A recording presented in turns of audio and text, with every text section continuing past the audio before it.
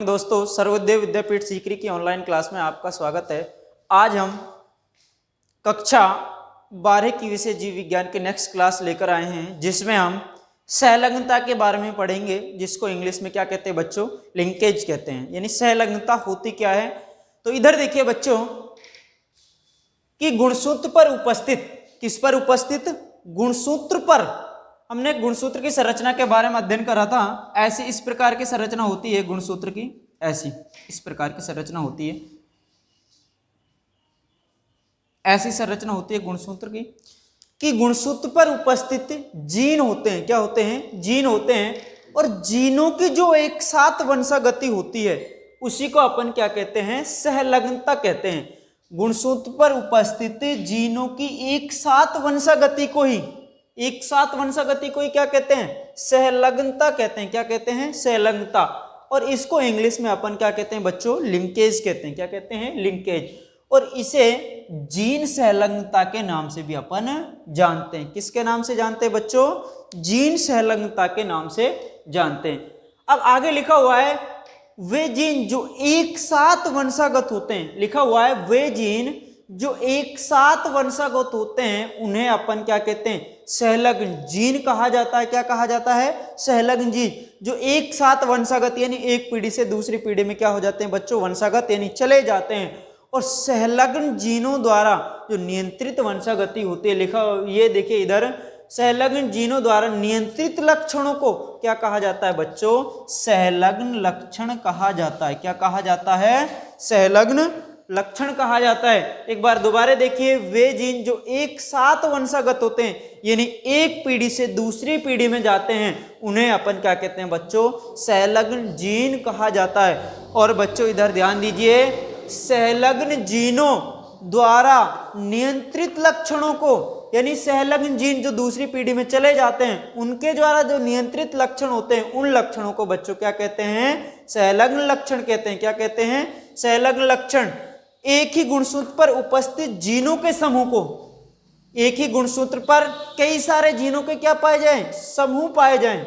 एक ही गुणसूत्र पर कई सारे जीनों के क्या पाए जाए बच्चों, समूह पाए जाएं। और उस समूह को अपन क्या कहते हैं बच्चों, सहलग्न समूह कहा जाता है। क्या कहा जाता है? सहलग्न समूह कहा जाता है। एक बार दोबारा इसको समझ लीजिए, सहलग्नता यानी लिंकेज हम पढ़ने जा रहे हैं।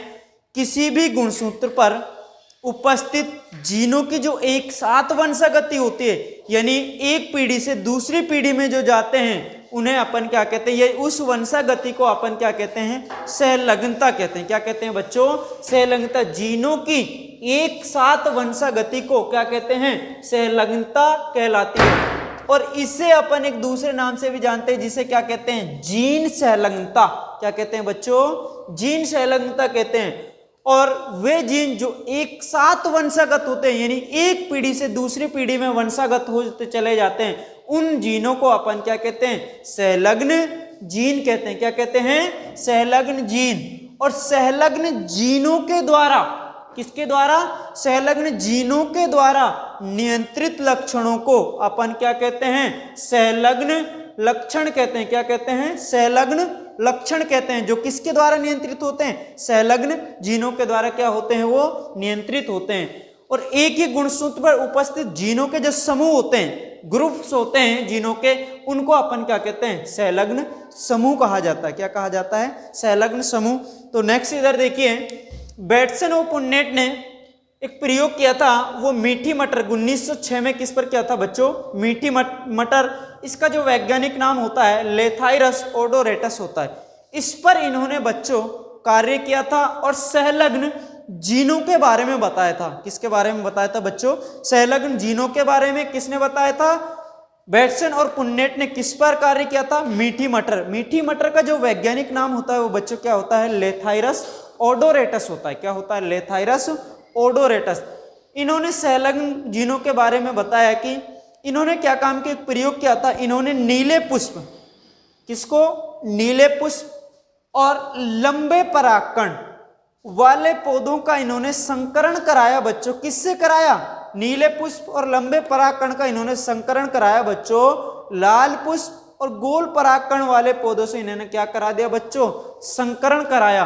संकरण कराने के दौरान F1 पीढ़ी में जो आपको पौधे प्राप्त हुए थे बच्चों, वो नीले पुष्प और लंबे परागकण वाले ही प्राप्त हुए थे। किसके? नीले पुष्प और लंबे परागकण वाले। जैसे हमने द्विसंकर संकरण में पढ़ा था, सभी अपन को जो प्राप्त हुए थे कैसे हुए थे बच्चों? गोल पीले। आपको याद होगा द्विसंकर संकरण में हम जब F1 पीढ़ी प्राप्त करी थी तो उसी में आपको सभी कैसे प्राप्त हुए थे बच्चों? गोल पीले। तो यहां पर F1 पीढ़ी में जो आपको पौधे प्राप्त हुए, नीले पुष्प और लंबे परागकण वाले पौधे क्या हुए? आपको प्राप्त हुए। यहां पर जो लिया गया है नीले पुष्प के लिए कैपिटल BB और लंबे परागकण के लिए क्या लिया गया बच्चों? कैपिटल LL लिया गया है। और जो लाल पुष्प के लिए गया है स्मॉल BB और गोल परागकण के लिए स्मॉल LL। जो F1 पीढ़ी में बच्चों प्राप्त हुए कैसे हुए?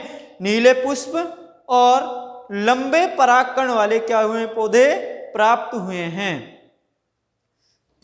नेक्स्ट देखिए, लेकिन बाद में इन्होंने क्या काम किया? नीले पुष्प वाले पौधे लंबे परागकण वाले, ये हैं नीले पुष्प, F1 पीढ़ी का पौधा है। इन्होंने संकरण कराया। क्या कराया बच्चों? संकरण कराया। कैसा संकरण कराया बच्चों? परीक्षार्थ संकरण कराया। F1 पीढ़ी का पौधे लेकर परीक्षार्थ संकरण कराया। आपको याद होगा परीक्षार्थ संकरण में हमने क्या लिया था बच्चों? अप्रभावी जनक लिया था। क्या लिया था? अप्रभावी जनक। तो यहां पर भी इन्होंने क्या कराया था? परीक्षार्थ संकरण कराया था। देखिए नीले पुष्प और लंबे परागकण वाली ये क्या है? आपकी F1 वाले पौधे हैं, F1 पीढ़ी वाले पौधे का लाल पुष्प किससे संकरण कराया? लाल पुष्प वे गोल परागकण वाले पौधे स्मॉल बी स्मॉल एल के साथ क्या करा दिया बच्चों? परीक्षार्थ संकरण करा दिया। क्या करा दिया? परीक्षार्थ संकरण, टेस्ट क्रॉस यानी परीक्षण संकरण कराया।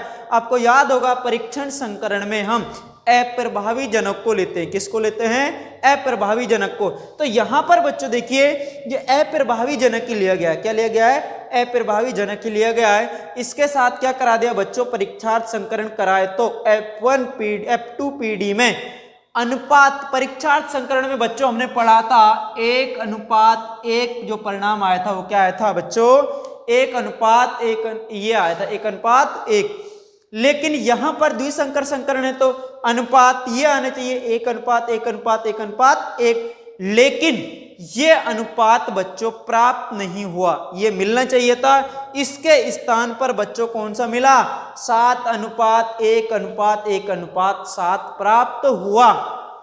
इससे क्या सिद्ध होता है बच्चों कि ये जो बैटसन व पुन्नेट ने संकरण कराया था ये द्विसंकर संकरण के जैसा नहीं था, लेकिन इसका ये क्या है? द्विसंकर, ऐसा कह सकते हैं कि द्विसंकर संकरण के नियम की इससे क्या नहीं होती है? पुष्टि नहीं होती है। क्या नहीं होती है? द्विसंकर संकरण के नियम की इससे क्या नहीं होती है बच्चों? पुष्टि नहीं होती है। तो इधर देखिए उन्होंने F1 पीढ़ी जो निकाली थी वो कैसे निकाली थी? नीले पुष्प लंबे परागकण, कैपिटल BB कैपिटल LL, ये क्या बन जाएंगे बच्चों? युग्मक बन जाएंगे। और इधर लाल पुष्प और गोल परागकण, ये क्या बन जाएंगे? इनके युग्मक। उसी तरह इधर से क्या ले लेंगे? कैपिटल B, इधर से क्या ले लेंगे? स्मॉल b, और इधर से क्या ले लेंगे? कैपिटल, इधर से क्या ले लेंगे आप? Small l। तो ये बच्चों आपकी कौन सी पीढ़ी हो जाएगी? F1 पीढ़ी।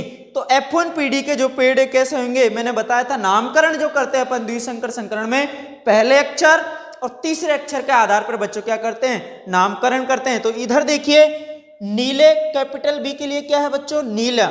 और कैपिटल L के लिए क्या है बच्चों? लंबे।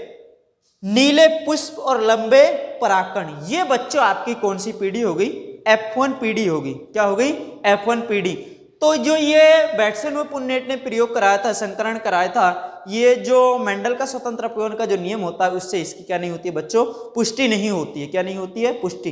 अब हम F2 पीढ़ी पढ़ेंगे इसकी, वो देखिए।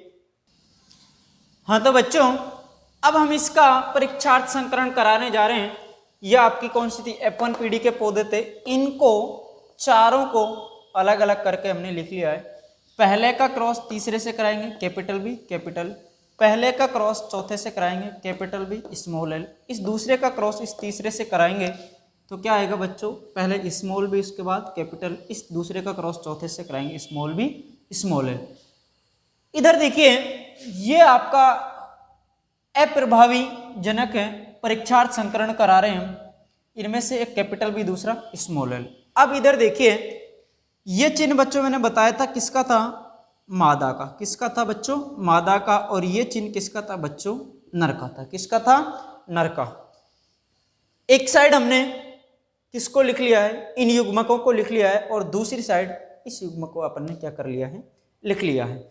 तो इधर देखिए स्मॉल बी का क्रॉस कैपिटल बी से कराएंगे। पहले कैपिटल आएगा कैपिटल बी, उसके बाद small B, capital L, small L. उसके बाद इसका क्रॉस इससे कराएंगे। पहले क्या आएगा, कैपिटल बी, स्मॉल बी, दोनों स्मॉल एल हैं, दोनों को लिख दो स्मॉल एल, स्मॉल एल। इसका क्रॉस इससे कराएंगे बच्चों, क्या आएगा, स्मॉल बी, स्मॉल बी। ये कैपिटल एल है और ये क्या, स्मॉल एल। पहले ये लिखा जाएगा कैपिटल एल, उसके बाद स्मॉल एल। इसका क्रॉस इससे कराएंगे स्मॉल बी, स्मॉल बी, दोनों छोटे हैं, स्मॉल एल, स्मॉल एल।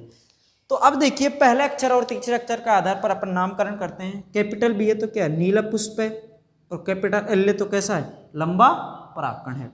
इसमें देखिए कैपिटल बी है तो नीला पुष्प है, स्मॉल एल है तो लंबे की बजाय कैसा परागकण होगा, गोल परागकण होगा। कैसा होगा, गोल परागकण। इसमें देखिए स्मॉल बी है तो स्मॉल बी के लिए लाल, लाल पुष्प। कैपिटल एल है, कैपिटल एल के लिए लंबे परागकण। स्मॉल बी लाल पुष्प है, और तीसरा अक्षर स्मॉल एल है तो कैसा है, गोल परागकण। अब इसका जो प्राप्त हुआ था प्रतिशत में वो 44 ये प्राप्त हुए थे, 6 ये प्राप्त हुए थे, 6 ये प्राप्त हुए थे, और 44% ये प्राप्त हुए थे। तो इनको प्राप्त अनुपात में जो लिखते हैं काट के लिखा जाता है। लगभग ये प्राप्त हुए से 6 से अपन इसको काटेंगे तो ये 6 सत्ता 42 दूर रह जाएगा, लगभग ये 43 पॉइंट कुछ होता है। तो सुधा के लिए अपन ने इसको क्या मान लिया, 44। ये कितनी बार कट जाएगा 6 से, एक बार, 6 एक कम 6। ये भी कितनी बार कट जाएगा, 6 एक कम 6। ये भी 43.7 प्राप्त हुआ था, इसको भी 6 से काटेंगे तो लगभग 7 बार कट जाएगा, 6 सत्ते 42। तो प्राप्त अनुपात जो है 7:1:1:1:1:7, ये आपको क्या हुआ बच्चों, प्राप्त हुआ है। लेकिन परीक्षार्थ संकरण पढ़ रहे हैं, परीक्षार्थ संकरण में जो अनुपात आता है वो कितना आता है, 1:1 आता है। द्विसंकर संकरण है तो कितना आना चाहिए बच्चों, 1:1:1:1:1, ये आना चाहिए। लेकिन ये प्राप्त नहीं होता है। अपेक्षित अनुपात लिखा हुआ 1:1:1:1, ये प्राप्त नहीं हुआ है। कौन सा प्राप्त हुआ, 7:1:1:1:7 प्राप्त हुआ है, जो कि स्वतंत्र अपव्यय के नियम के इससे क्या नहीं होती है बच्चों, पुष्टि नहीं होती। क्या नहीं होती है, पुष्टि नहीं होती है बच्चों। आज के लिए इतना ही। आप इसका स्क्रीनशॉट लेना चाहो तो स्क्रीनशॉट ले लीजिए। कल हम बायोलॉजी की नेक्स्ट क्लास लेकर आएंगे। धन्यवाद।